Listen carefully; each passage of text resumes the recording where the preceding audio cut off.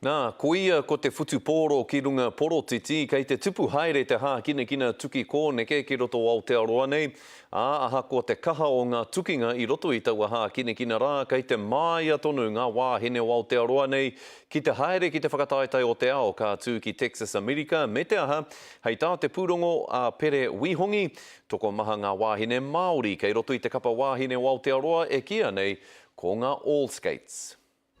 Roller derby. It's like rugby on skates. It's kind of, it's a different way of playing a contact sport, you know, on wheels, on roller skates. Koe nei te kai a Karina Hanzika no Ngāpuhi, ko enei hu mauira. He kai I whāngai I te whakaaro kia hanga e ia I tētahi paki pūmeka e whai haere ana I te tīma o Aotearoa me te whakataetai roller derby o te ao. Just share their story. Like, what does it mean to represent your country? What do you do? What are the things that you sacrifice? I want to show New Zealand that. E kore pea te motu whānui e mōhio ki te pakaritanga o te hā kina nei I roto tonu I Aotearoa, he oi he haurua o ngā mema o te tīma a motu, he uri Māori tonu.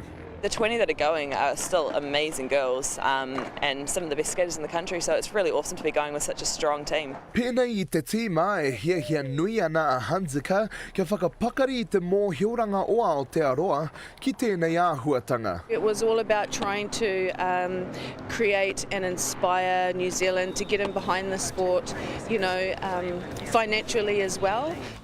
Ko te taha ki te moni te uatanga.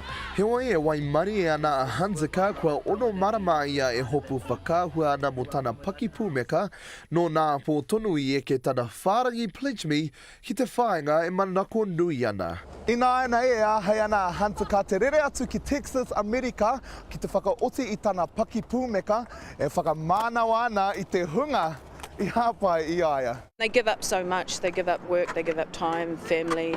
They, you know, it costs a lot of money.